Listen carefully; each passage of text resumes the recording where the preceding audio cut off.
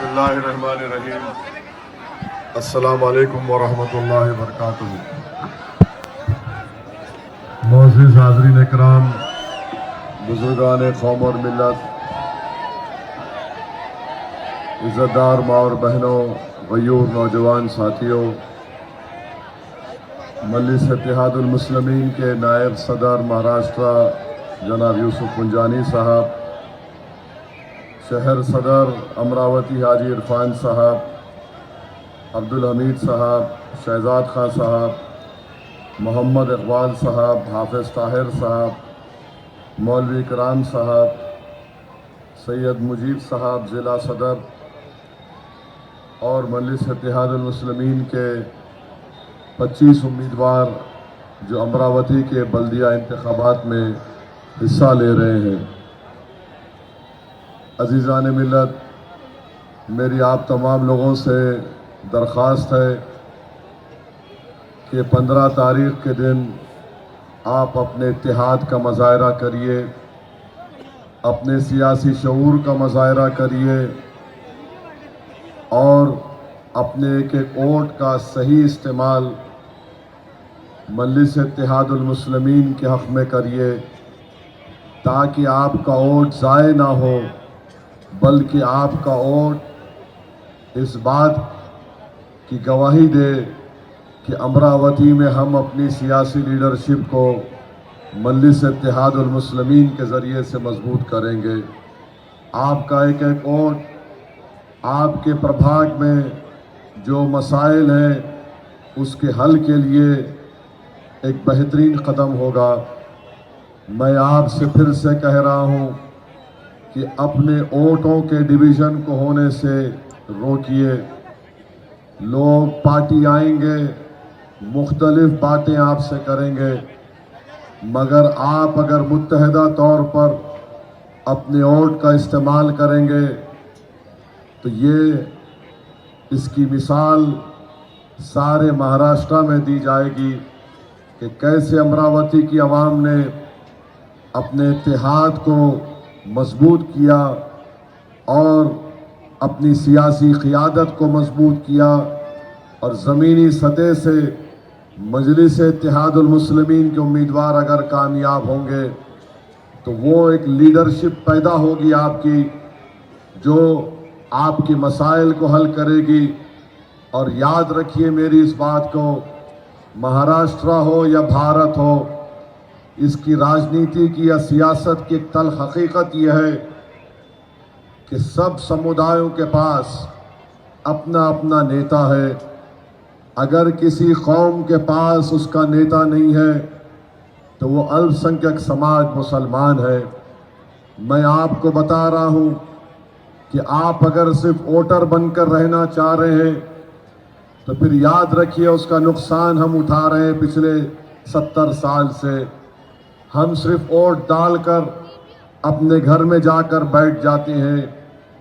Voter अगर आप बनेंगे तो जुल्म ख़त्म नहीं होगा, नाइंसाफ़ी का सिलसिला चलता रहेगा, इस्तेसाल आपके जज्बात का किया जाएगा। अगर आप वोटर बनकर रहेंगे तो हमारे नौजवान बच्चों की जवानी जेलों में गुजर जाएगी। अगर आप वोटर बनकर रहेंगे तो हमारे मासूम बच्चों को स्कूल और अस्पताल नहीं मिलेगा। अगर आप सिटीज़न विथ राइट्स बनना चाह रहे हैं, अगर आप शहरी बनना चाह रहे हैं जिसके हुकूक आपको मिले, तो मेरी आपसे दरख्वास्त अपील है कि आप मजलिस इत्तेहादुल मुस्लिमीन के हक़ में अपने वोट का इस्तेमाल करिए। याद रखिए, भारत के मुसलमानों की सबसे बड़ी तकलीफ यह है कि हमारे पास कोई पॉलिटिकल एजेंसी नहीं है, जिसका मतलब ये निकलता है कि हमारे पास एक सियासी लीडरशिप का फुकदान है। मजलिस इत्तेहादुल मुस्लिमीन यही कोशिश में लगी है कि आपकी सियासी लीडरशिप को मजबूत किया जाए। लोग जो आकर हमसे कहते हैं कि सेकुलर ताकतों को मजबूत करो, मैं उनको जवाब देता हूं, बताओ सेकुलर ताकतों को हम कब से मजबूत कर रहे हैं? 1950 24 जनवरी को भारत को और भारत के नागरिकों ने अपने आप को संविधान दिया। 1950 24 जनवरी के बाद से लेकर 2024 तक 18 लोकसभा के चुनाव हुए, महाराष्ट्र में कई विधानसभा के चुनाव हुए। बताइए, हमने हमेशा सेकुलरिज्म को जिंदा रखने के लिए वोट दिया। तो मेरा सवाल आपसे ये है कि आखिर हमको क्या मिला? हमको ये मिला कि झूठे इल्जाम में किसी को गिरफ्तार कर दो और 3-3 साल 4-4 साल उनकी बेल नहीं होती है, ट्रायल कोर्ट में केस नहीं चलता है। हमको क्या मिला? हमारी इबादत गाहों की बेहुरमती मिली। हमको क्या मिला कि हमारे घरों पर फसादात के जरिए हमले करवाए गए। हमको क्या मिला कि हमारी मजहबी तशक्कुस को खत्म करने की कोशिशें की गई। सेकुलरिज्म के नाम पर हमने वोट दिया तो हमारी शरीयत के खिलाफ कानून बनाए जाते हैं। सेकुलरिज्म के नाम पर हमने वोट दिया तो फिर हमने 6 दिसंबर को देखा, और सेकुलरिज्म के नाम पर हमने वोट दिया तो दहशतगर्दी के नाम पर जो कवानीन भारत की पार्लियामेंट में या महाराष्ट्र की विधानसभा में बनाए गए, उस कानून का गलत इस्तेमाल अगर किसी पर हुआ तो मुसलमान, दलित और आदिवासियों पर हुआ। मेरे अजीज दोस्तों और बुजुर्गों, इसलिए मैं आपसे अपील करने के लिए खड़ा हूं कि वोट का इस्तेमाल अपनी पार्टी और अपनी आवाज के लिए करिए। याद रखिए, ये जो लोग आकर सियासी सेकुलरिज्म की बात करते हैं, सबसे ज्यादा मक्कार और दुश्मन मुसलमानों के, दलितों के यही लोग हैं जो सिर्फ इलेक्शन के वक्त सेकुलरिज्म की बात करते हैं। जो सेकुलरिज्म का हवाला संविधान में लिखा गया, तमहीद में लिखा गया आईन के, मैं उसको मानता हूं। ये सियासी सेकुलरिज्म को मैंने कभी नहीं माना। इसको सिर्फ इस्तेमाल किया जाता है दलित, मुसलमान, आदिवासियों के वोट हासिल करने के लिए। इसको इस्तेमाल किया जाता है ताकि आलाजाद के लोगों का इख्तिदार पर कब्जा हमेशा रहे। सेकुलरिज्म को इस्तेमाल इसलिए किया जाता है ताकि हमको सिर्फ वोटर बनाकर रख दिया जाए। मैं आपसे अपील कर रहा हूं कि आप अपने वोट का सही इस्तेमाल करिए। कांग्रेस पार्टी के बड़े बड़े लोग आज देख रहा हूं कि जहां कहीं भी जाते हैं मुझे गाली देते हैं, मजलिस पर तनकीद करते हैं। मगर आपको एक बात बता के जा रहा हूं, क्या कभी आपने पढ़ा होगा किसी जगह पर 1962 दिसंबर में श्रीनगर में रसूलुल्लाह सल्लल्लाहु अलैहि वसल्लम का मुंह मुबारक है, हजरत बल कहते हैं, वो चोरी हो गया, पूरे मुल्क में फसाद हुआ और नतीजा क्या निकला? मौजूदा मगरबी बंगाल, वहां से 1 लाख मुसलमानों को मौजूदा बांग्लादेश, जिसको उस वक्त ईस्ट पाकिस्तान कहा जाता था, उसमें ढकेल दिया गया। मैं जिम्मेदारी के साथ कह रहा हूं, कौन थे इस देश के प्रधानमंत्री? द ग्रेट पंडित नेहरू थे। 1 लाख नॉर्थ ईस्ट के कई स्टेट नहीं बनाए गए थे, वहां पर 20,000 मुसलमानों को या तो डिपोर्टेशन की नोटिस दी गई या फिर उनको भी ढकेल दिया गया। उस वक्त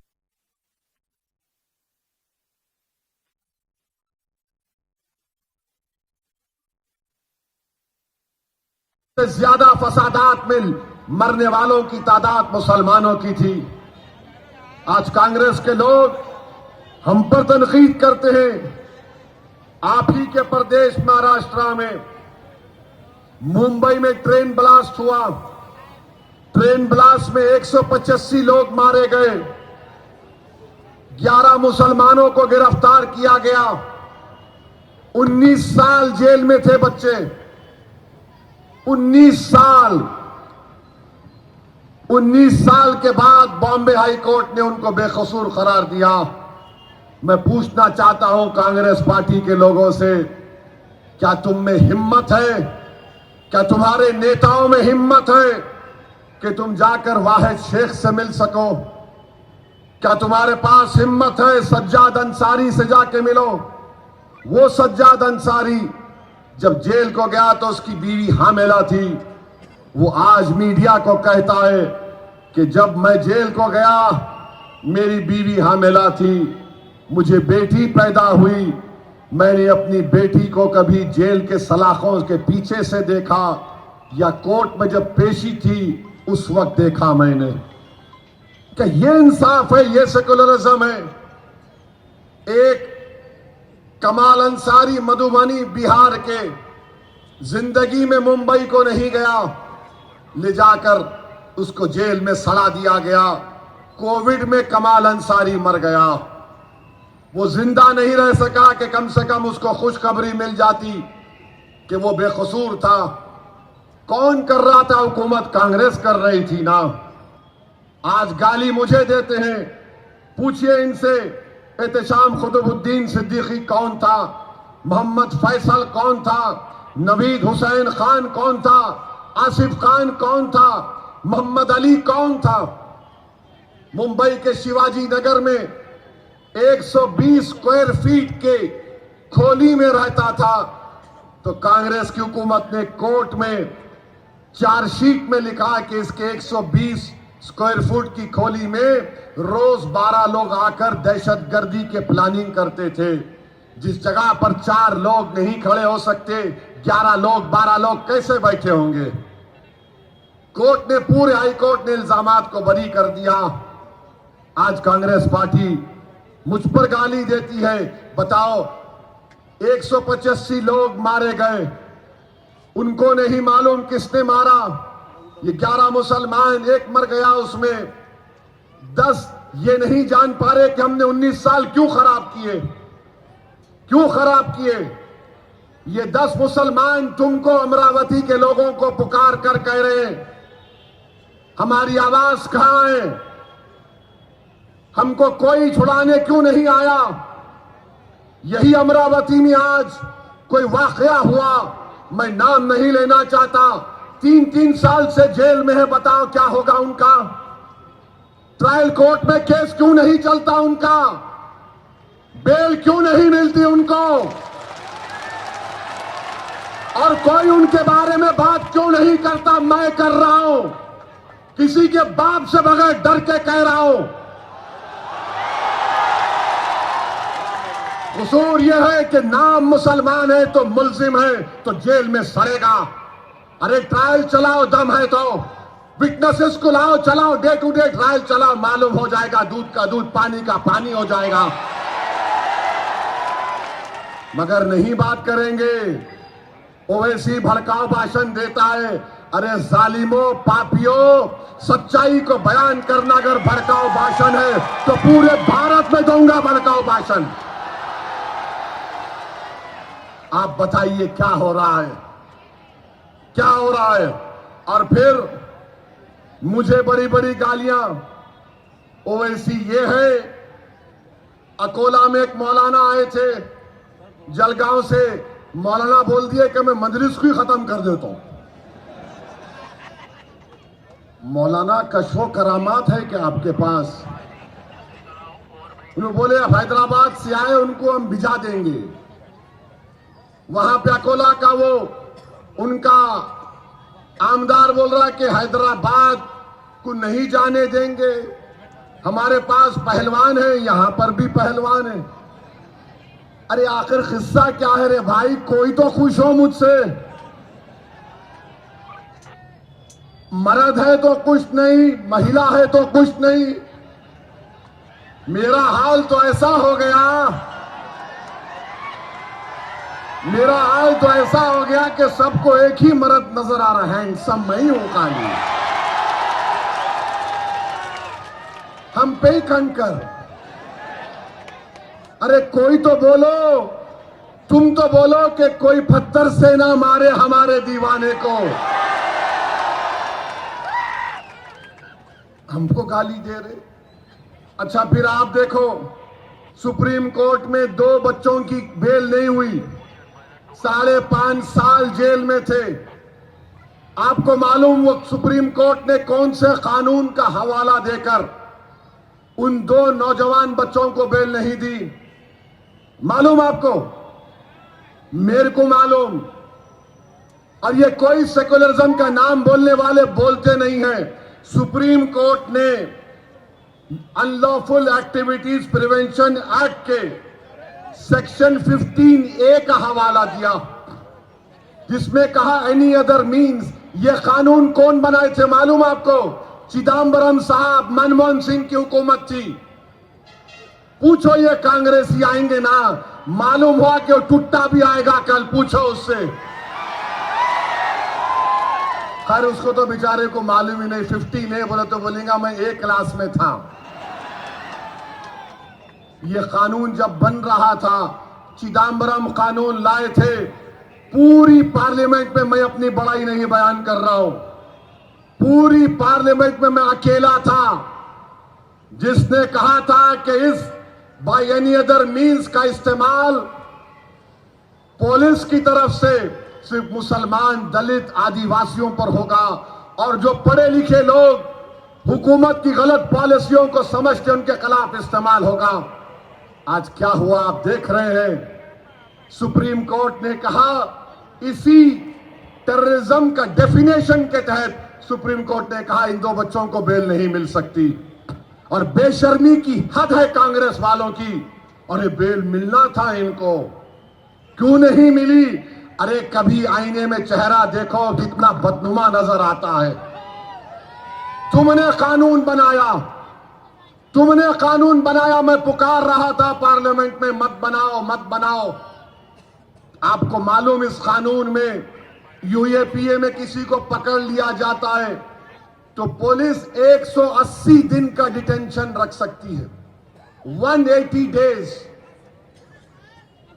30 दिन नहीं, 60 दिन नहीं, 90 दिन नहीं, 120 नहीं, 150 नहीं, 180 दिन सिर्फ पुलिस कस्टडी हो सकता है।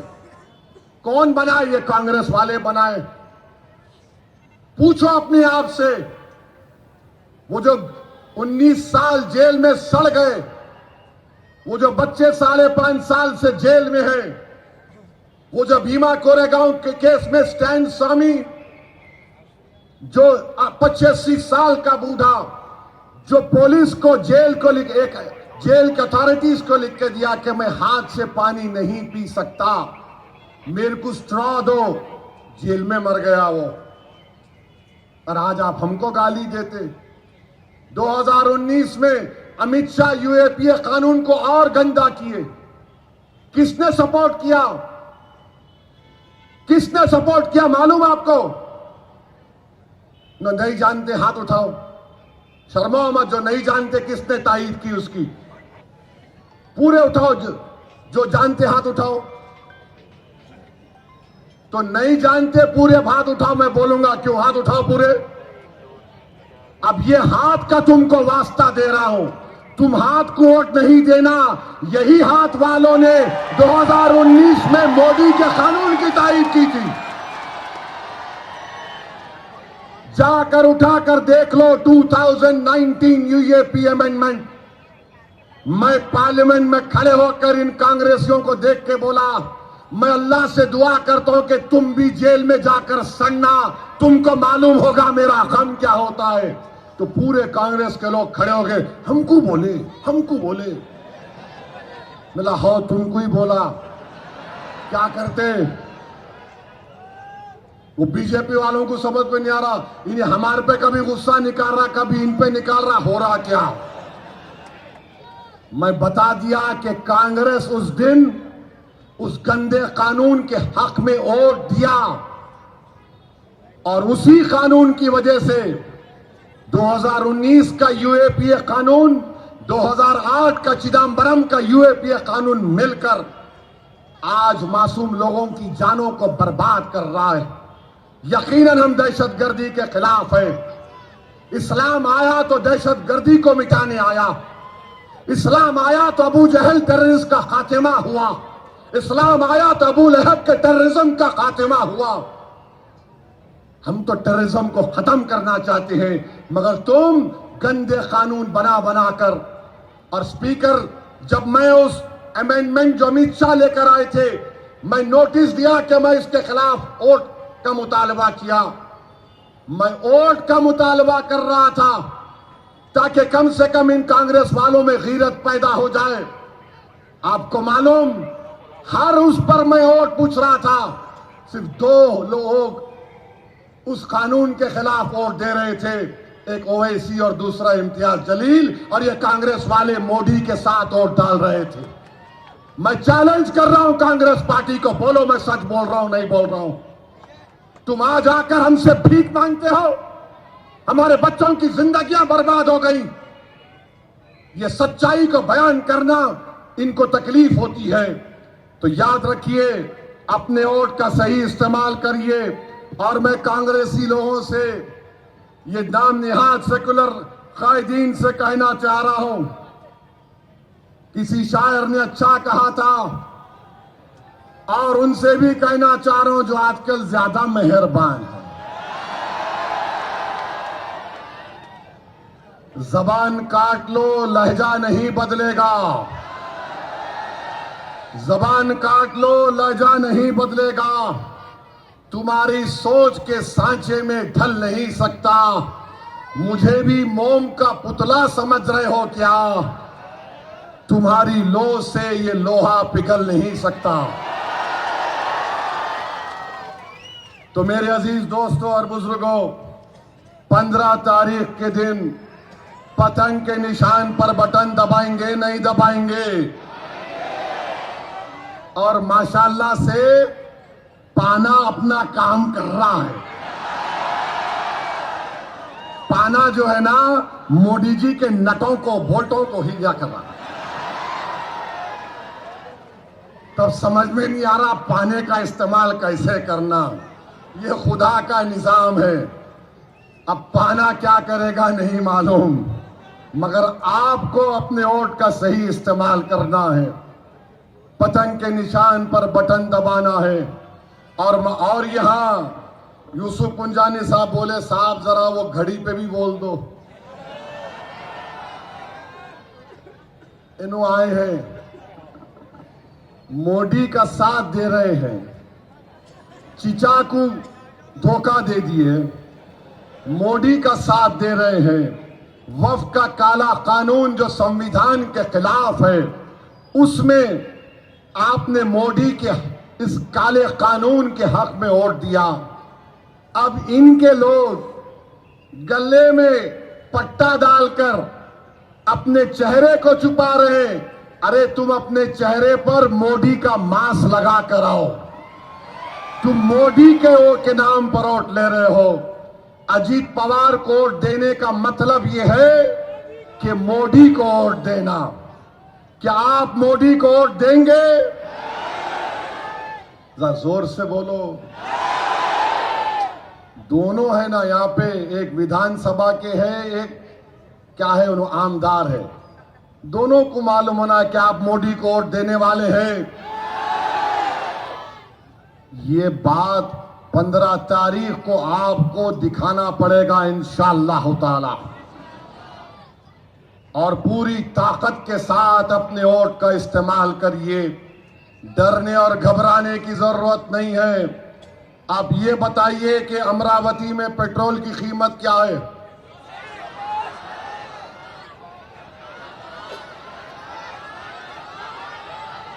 क्या है कीमत?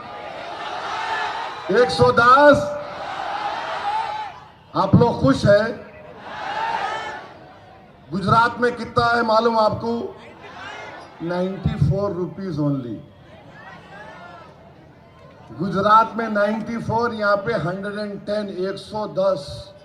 अब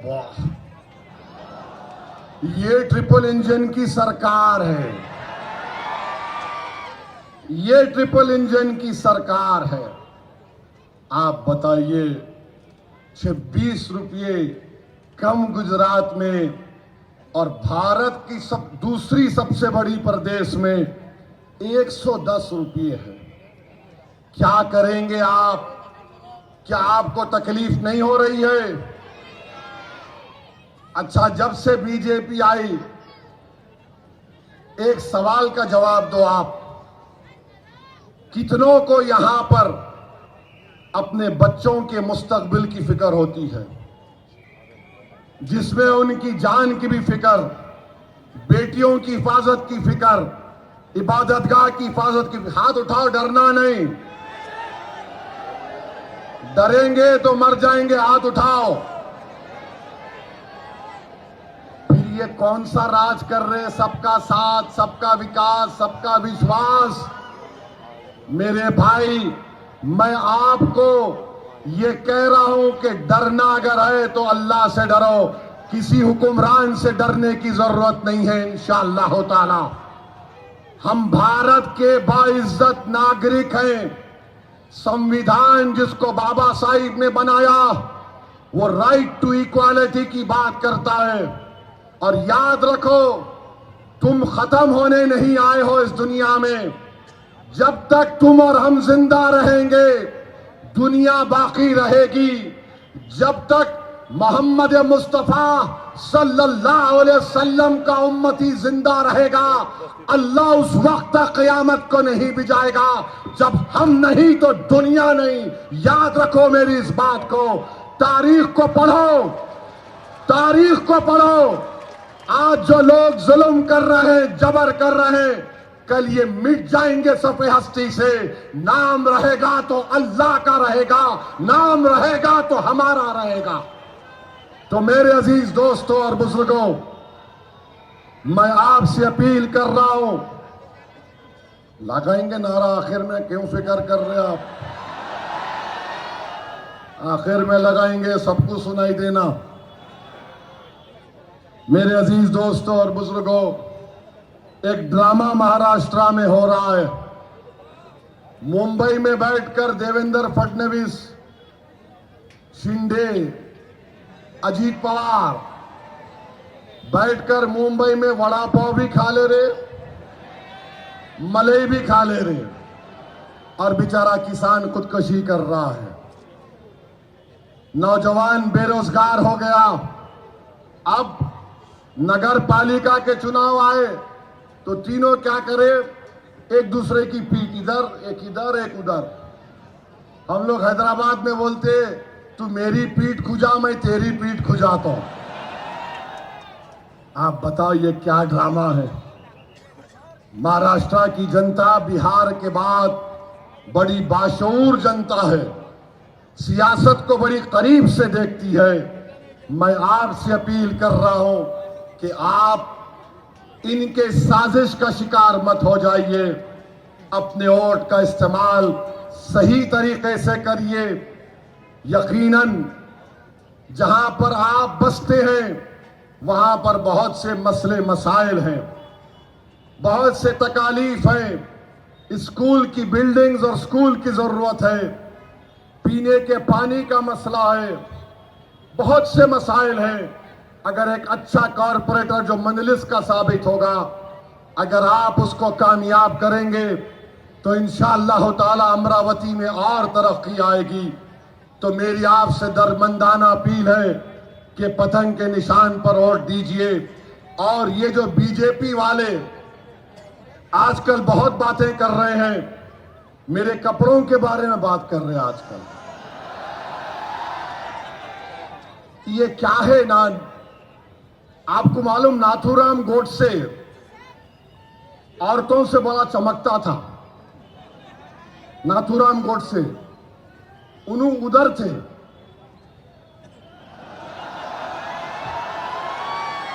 समझ गए ना? उधर थे, उधर एकदम।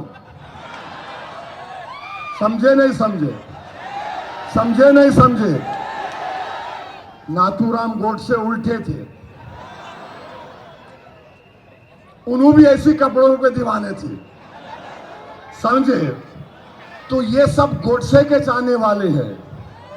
फितरतन फितरतन पूरे गोडसे के चाहने वाले। समझे नहीं समझे?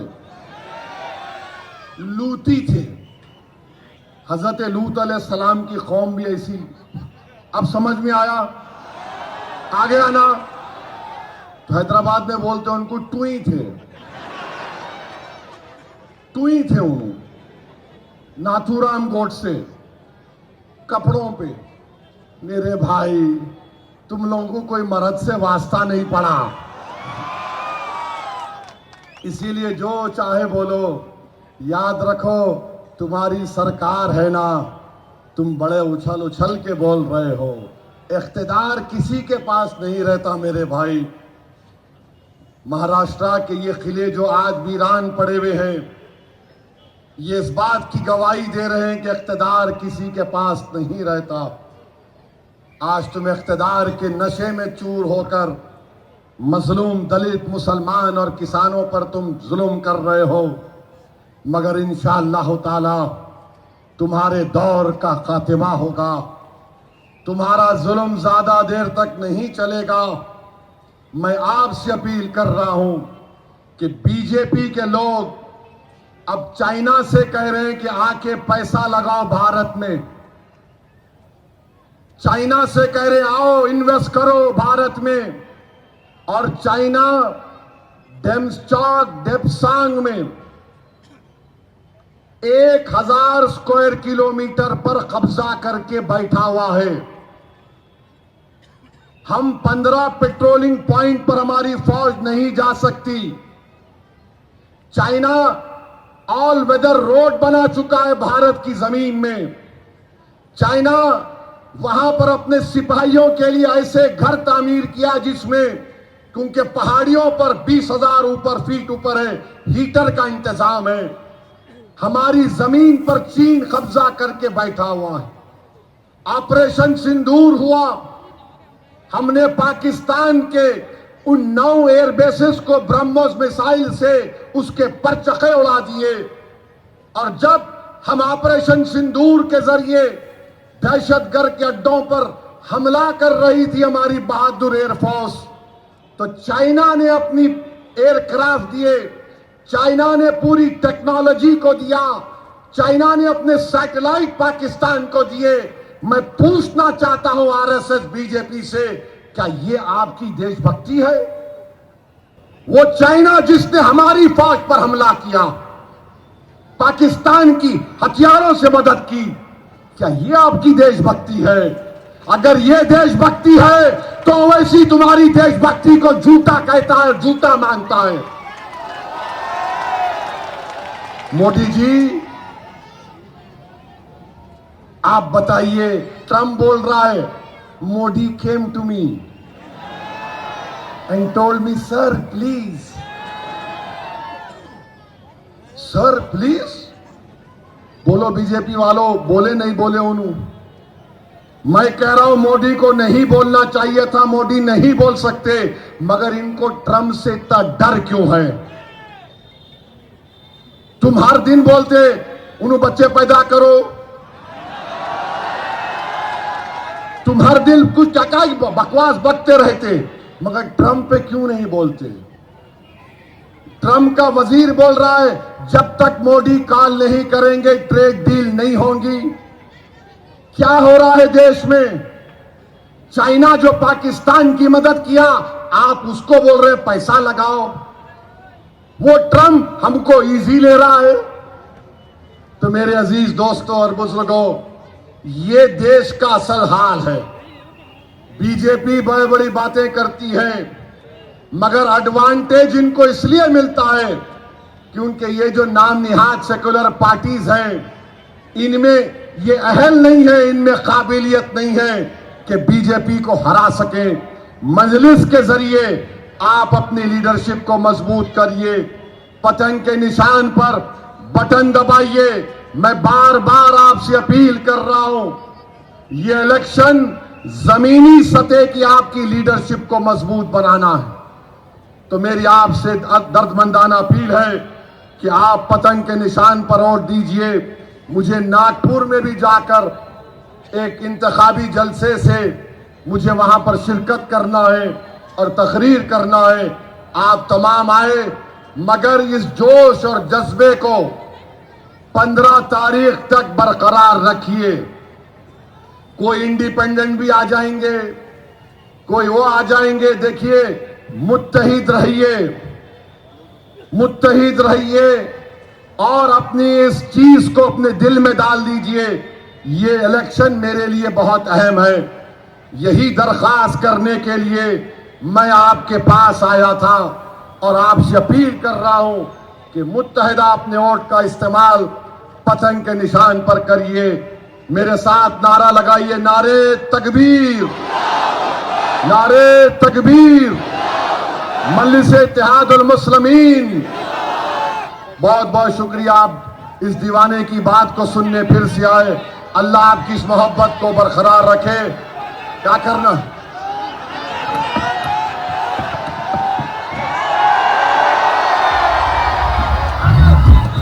ऐसा खींचना कि कमल, पाना, हाथ, घड़ी सब कटना। सलाम अलैकुम।